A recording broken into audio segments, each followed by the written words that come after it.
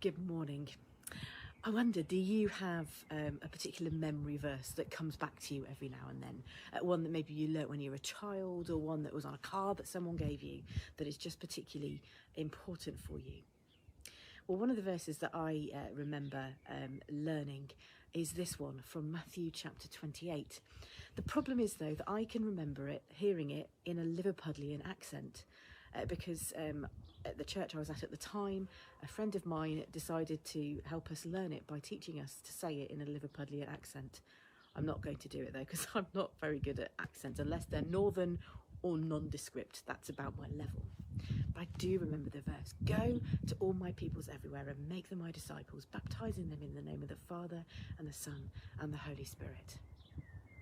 What a brilliant verse. This is the charge that Jesus gives his disciples and to us.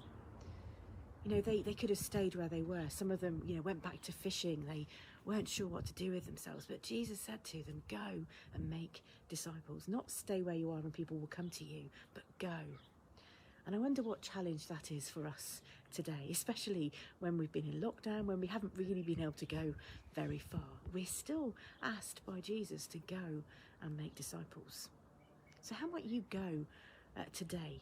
What might that look like for you? It'll look like something very different for some of us, whether that's when you go to the shop. Who might you speak to today? Who might God be leading you to? How might you speak to your colleagues? How might you interact with those on the school gate? But of course, that verse, in the context that it's in, it is really important to remember, because the next verse, at the very end of Matthew's Gospel, Jesus says these words, "And remember, I am with you always to the end of the age." So when we go, we're not going alone. So when you go into the shop and you chat to people, when you're at work, when you're talking to people on the school gate or whatever it might be, don't be afraid, because God is with you in those encounters. So how will you go today? Not just stay, how will you go? Bless you.